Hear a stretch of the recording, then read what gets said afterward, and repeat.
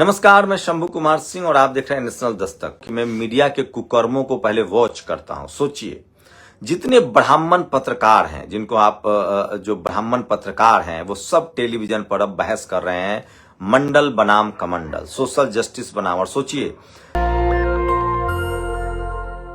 किस तरह से मुस्लिम पैनलिस्ट को बुलाकर एससी, एसटी, ओबीसी और अल्पसंख्यक समाज में दरार पैदा की जा रही है।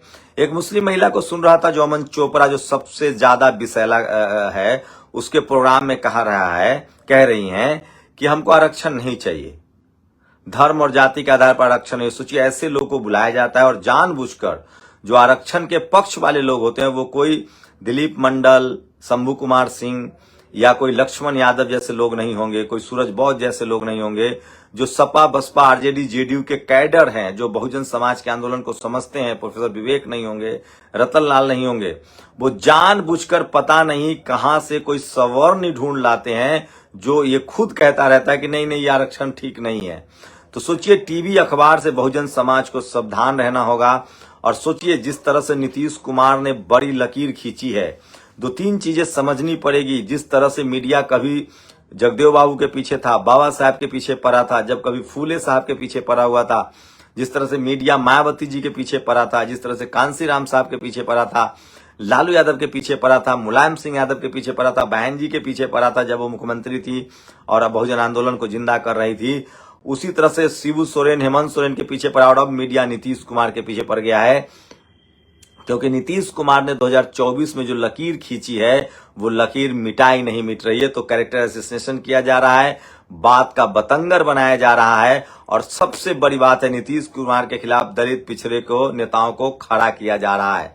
तो इससे बहुजन को सावधान रहना पड़ेगा। आपको समझना पड़ेगा कि मीडिया की साजिश बहुत ही घिनौनी है। सोचिए, वो आपके संवैधानिक हक अधिकार के खिलाफ, यही मीडिया है, मंडल कमीशन के विरोध में थी ये लोग, आज भी ये विरोध में है, लेकिन खुलकर बोल नहीं सकते, तो नीतीश कुमार को टारगेट कर रहे हैं। पिछले एक साल में राजनीतिक घटनाक्रम किस तरह से बदला है, सोचिए। नीतीश कुमार बीजेपी के साथ थे, ओबीसी के चेहरा के तौर पर उनका इस्तेमाल होता था। नीतीश कुमार की वजह से उड़ीसा, पश्चिम बंगाल, छत्तीसगढ़, राजस्थान, महाराष्ट्र, गुजरात, पटेलों की जो पूरी कम्युनिटी है, मराठा, पटेल, कुनबी, ये सब वोट कर रहे थे। यूपी, बिहार, झारखंड, उड़ीसा, इन तमाम जगहों पर नीतीश कुमार की एक अपनी बड़ी आइडेंटिटी है। ओबीसी के बड़े चेहरे हैं वो आज के समय में एक मुख्यमंत्री के तौर पे।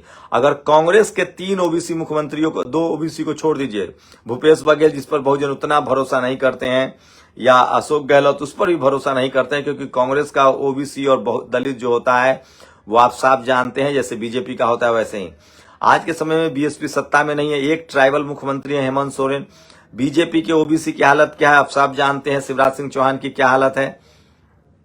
तो देश में इकलौते ओबीसी के बड़े मुख्यमंत्री जो लगातार सोशल जस्टिस के लिए लड़ रहे थे और जाति जनगणना जैसा मिसाल पेश कर दिया, जाति जनगणना करवा दी, सवर्ण समाज की पोल खुल गई कि वो 10% है। उसके बाद 65% एससी, एसटी, ओबीसी का रिजर्वेशन कर दिया, शेड्यूल कास्ट का 16 से 20% कर दिया, एसटी का 1 से 2%, और 43% लगभग ओबीसी का रिजर्वेशन कर दिया 27% से।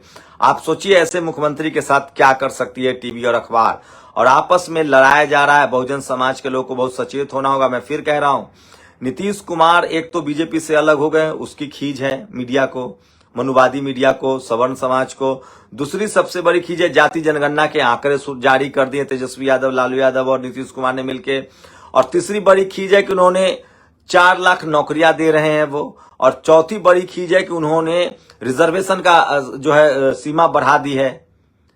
अब सोचिए, इतना काम करके जो आदमी 2024 में बहुजन बनाम मंडल बनाम कमंडल की लड़ाई कर दे, उसके खिलाफ ये मीडिया कितना दुष्प्रचार करेगा, आप इसका अंदाजा लगा सकते हैं। और सोचिए, उससे भी आगे इंडिया गठबंधन। सोचिए किस तरह से इस देश में लोग मान चुके थे कि मोदी का कोई विकल्प नहीं है, बीजेपी को हराया नहीं जा सकता है, लेकिन उसके बाद नीतीश कुमार ने अकेले अपने दम पर, लालू यादव, नीतीश कुमार ने इस देश में एक विकल्प दे दिया और इंडिया गठबंधन में बीजेपी को अलग थलग कर दिया। ये तो कांग्रेस की गलती थी, नहीं तो देवगौड़ा भी इसी खेमे में होते, चंद्रबाबू नायडू इसी खेमे में होते, जगनमोहन रेड्डी इसी खेमे में होते। लेकिन कांग्रेस का पेट इतना बड़ा है, उसका पाप इतना बड़ा है कि आप कल्पना नहीं कर सकते हैं। उसके बाद सोचिए, बीजेपी की बी टीम कांग्रेस ने गठबंधन को दरकिनार कर दिया।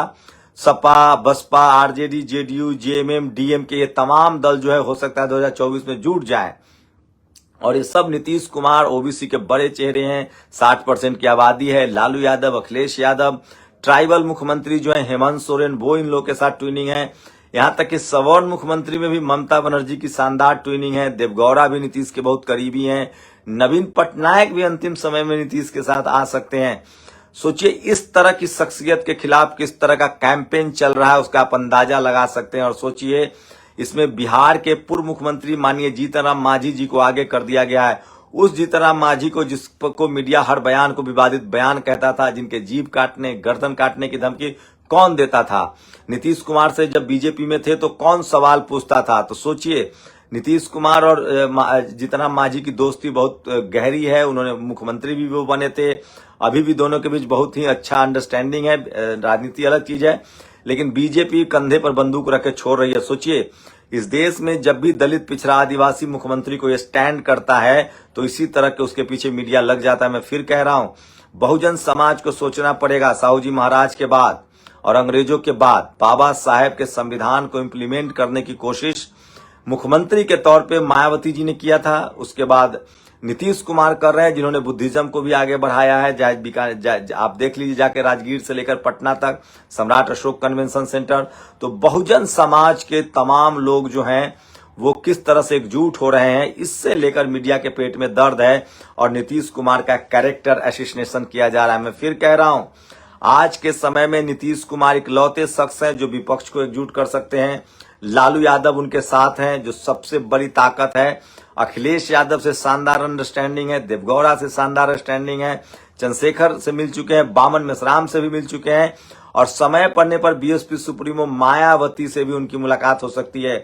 तो एक ऐसा नेता जो इस देश के एससी, एसटी, ओबीसी, अल्पसंख्यक समाज का सबसे भरोसेमंद चेहरा है, विश्वसनीय चेहरा है, और जो 2024 में जब तेजस्वी यादव मुख्यमंत्री बन सकते हैं, वो प्रधानमंत्री को चुनौती देंगे। ओबीसी बनाम असली ओबीसी की जब लड़ाई होगी, उसको लेकर नीतीश कुमार का कैरेक्टर असैसिनेशन किया जा रहा है। और कहीं ना कहीं बहुजन समाज में भी फूट पड़ता हुआ दिख रहा है। सोचिए कैरेक्टर असैसिनेशन, महिला विरोधी घोषित करने का नीतीश का पहला कोई, नीतीश जी पहले शिकार नहीं है। बाबू जगजीवन राम प्रधानमंत्री बनने वाले थे, उनके बेटे की सीडी आ गई। बाकी लोग इस देश में देश के धुले हुए हैं। पहले मीडिया आपको बदनाम करती है, भ्रष्टाचारी कहती है, उससे भी नहीं मानेंगे। नीतीश कुमार पर कोई दाग नहीं लगा। सोचिए अगर नीतीश कुमार पर कोई दाग होता, कोई करप्शन होता, तो क्या बीजेपी छोड़ती? आप कल्पना कीजिए। लेकिन फिर मैं कह रहा हूं, बहुजन समाज को जागरूक होना पड़ेगा, सचेत होना पड़ेगा। बहुत दिनों बाद मान्यवर कांशीराम साहब, जगदेव बाबू, बाबा साहब अम्बेडकर, फूले पेरियार, इन तमाम लोगों के आदर्शों को लेकर नीतीश कुमार आगे बढ़ रहे हैं। और जिस तरह से उनको मैनिपुलेट किया जा रहा है, अगर बहुजन समाज खड़ा नहीं हुआ तो आने वाले फिर 100 सालों तक कोई एससी, एसटी, ओबीसी का नेता इस तरह का जाति जनगणना रिजर्वेशन को लेकर स्टेप नहीं लेगा। आप सबको पता है सवर्ण समाज कई तरह से हमला कर रहा है, मनुवादी मीडिया हमला कर रहा है, और नीतीश कुमार के खिलाफ कैंपेन चलाया जा रहा है। बहुजन समाज को सचेत रहना पड़ेगा। और ऐसे वो तमाम, सोचिए जगदेव बाबू के साथ हम लोग खड़े नहीं हुए, उनकी हत्या कर दी गई। रामस्वरूप वर्मा सफल हो गए, सोनेलाल पटेल मुख्यमंत्री नहीं बन पाए, मायावती जी मुख्यमंत्री बनी, उनके साथ क्या हुआ, अखिलेश यादव के साथ क्या हुआ। तो ये तमाम बहुजन समाज के लोगों को सोचना पड़ेगा कि टीवी अखबार आपके नेताओं को या तो चरित्र हनन करता है या भ्रष्टाचारी बोलता है। ये सब चीज जो है आपको समझना पड़ेगा, नहीं तो देर हो जाएगी। और फिर मैं कह रहा हूं, बिहार में जब तक लालू यादव, रामविलास पासवान, शरद यादव, नीतीश कुमार की अंडरस्टैंडिंग थी, तब तक तो गैर सवर्णों के लिए कोई मौका नहीं था। सोचिए यूपी में कैसे हुआ, मायावती अखिलेश आपस में लड़े, उसके बाद एक ओबीसी चेहरा को बीजेपी ने आगे करके और सवर्ण मुख्यमंत्री बना दिया। और आज यूपी की क्या हालत है आप समझ रहे हैं। तो ये बिहार के लोग भी समझना पड़ेगा। अब रामविलास पासवान जी हैं नहीं, लालू यादव उतने अब राजनीति में सक्रिय नहीं है, नीतीश कुमार अंतिम बच रहे हैं, शरद यादव है नहीं। तो सोचिए बीजेपी वहां भी एक ओबीसी चेहरा आगे करके सत्ता गिरिराज सिंह को तो नहीं सौंप देगी। ये तमाम सवाल है जो बहुजन समाज को सोचना चाहिए। और सोचिए नीतीश कुमार को एंटी वुमेन कहा जा रहा है, जिन्होंने महिलाओं को, छात्राओं को साइकिल दी, टेंथ करने पर, 12 करने पर, ग्रेजुएशन करने पर वजीफा का प्रावधान किया। आज बिहार की लड़कियां स्कूल जा रही हैं। उसके बाद नौकरियों में महिलाओं के लिए अलग से आरक्षण का प्रावधान किया। पंचायती चुनाव व्यवस्था में अलग से आरक्षण का प्रावधान किया, उसमें भी SC ST OBC महिलाओं को ज्यादा व्यवस्था किया है। तो मैं फिर कह रहा हूं कि 2024 के सबसे बड़े बहुजन चेहरे पर हमला हो रहा है। मैं फिर कह रहा हूं 2024 में जिस तरह से कांग्रेस और बीजेपी दोनों नीतीश कुमार के खिलाफ है, उससे लगता है कि हो सकता है कि अंत में BSP सुप्रीमो मायावती हो, चाहे अखिलेश यादव हो, हेमंत सोरेन हो, करुणानिधि के बेटे स्टालिन हो जो DMK के जो कर्नाटक तमिलनाडु के मुख्यमंत्री हैं, ये तमाम नेता एकजुट हो सकते हैं। और सोचिए तमाम सवर्ण जो मीडिया है, जातिवादी मनुवादी मीडिया है, वो जिस तरह से विरोध में है, इससे आप अंदाजा लगा सकते हैं। इसका मतलब है जिसको मीडिया खराब कहे उसको मान लीजिए कि वो बहुजन समाज का हितैषी है। जिसको सवर्ण समाज अच्छा ना कहे वो समझिए बहुजन समाज का हितैषी है। और ये इतिहास गवाह है। जगजीवन बाबू के साथ क्या हुआ आप सब जानते हैं। उसके जबकि वो कांग्रेस में थे। खड़गे को भी अभी पोस्टर बॉय बनाया जा रहा है, लेकिन देखिएगा उनके साथ भी क्या होगा। मायावती जी मुख्यमंत्री थी, उनके साथ किस तरह का व्यवहार हुआ आप सब जानते हैं। मीडिया किस तरह विरोध में थी। उसके बाद आपको बता दें अखिलेश यादव के कैसे बदनाम किया गया, हेमंत सोरेन, शिबू सोरेन को कैसे बदनाम किया जा रहा है, स्टालिन के बेटे के बारे में कैसे कैसे मीडिया लिखती है।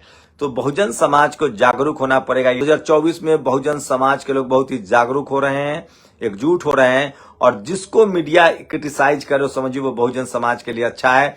इसी तरह का क्रिटिसाइज जो है मायावती जी का होता था, अखिलेश यादव का होता था, लेकिन अब समय पर पता चल चुका है कि आज बहुजन समाज कांग्रेस के दौर में भी इसी तरह से लाचार व्यवस्था, बीजेपी के दौर में भी लाचार व्यवस्था है। बहुजनों को बहुजन समाज की सत्ता लानी पड़ेगी।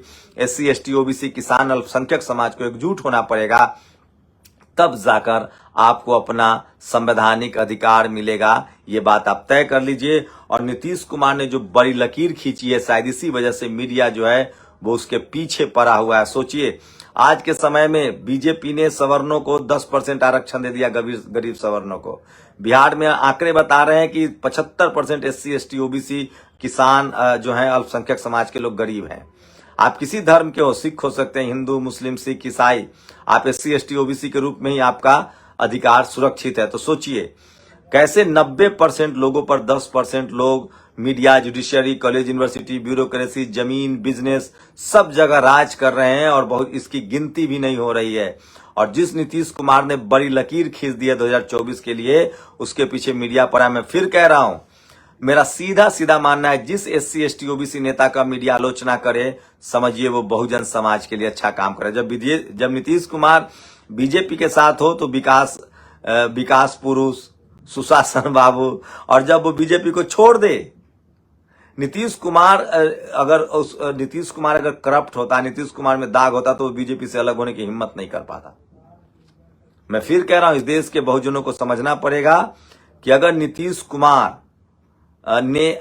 कुमार के अगर साथ मीडिया ने इसी तरह का सलूक किया और आप खड़े नहीं हुए तो 100 साल तक कोई भी बहुजन हक अधिकार की बात नहीं करेगा, जाति जनगणना की बात नहीं करेगा, सोशल जस्टिस की बात नहीं करेगा और SC ST OBC का रिजर्वेशन बढ़ाने की बात नहीं करेगा। बीजेपी कांग्रेस सोचिए 60 सालों से 75 सालों से है। आज भी राजस्थान, मध्य प्रदेश, छत्तीसगढ़ और झारखंड में OBC को 27% रिजर्वेशन नहीं है। आप कल्पना कर सकते हैं। इसीलिए मनुवादी मीडिया नीतीश के बहाने हमला कर रही है। सोशल मीडिया का दौर है। आप लोग घर घर वीडियो को शेयर कीजिए, बताइए कि बहुजन समाज के नेताओं को, चाहे किसी भी SC ST OBC के नेताओं को मीडिया टारगेट करे तो समझिए कि वो बहुजनों के लिए अच्छा आदमी है। सोचिए बीजेपी का भी कोई बहुजन हो या कांग्रेस वाला भी बहुजन हो, मीडिया उसके भी पक्ष में नहीं। तो मीडिया जो है वो मनुवादियों का सबसे बड़ा अड्डा है जो SC ST OBC माइनॉरिटी अल्पसंख्यक बहुजन समाज के खिलाफ है। किसानों को वो खालिस्तानी कहता है, आदिवासियों को वो नक्सलवादी कहता है, बहुजन SC ST OBC SC को वो उग्रवादी कहता है। SC ST OBC के लोग हैं नहीं, तो इनकी बिल्कुल परवाह मत कीजिए, इनके ठीक उल्टा सोचिए। जिसको ये खराब कहे उसको अच्छा मानिए। तो इस समय की सबसे बड़ी खबर बता रहा था। आप लोग अपनी प्रतिक्रिया जरूर दीजिए और वीडियो को शेयर जरूर कीजिए। शुक्रिया। नेशनल दस्तक की आपसे गुजारिश है कि अगर इसको बचाना चाहते हैं तो नेशनल दस्तक को सब्सक्राइब करने के लिए रेड कलर के सब्सक्राइब बटन को दबाएं, फिर बेल आइकन की घंटी दबाएं। नेशनल दस्तक को बचाने के लिए बहुत जरूरी है कि हर खबर को शेयर करें, लाइक करें, कमेंट जरूर करें।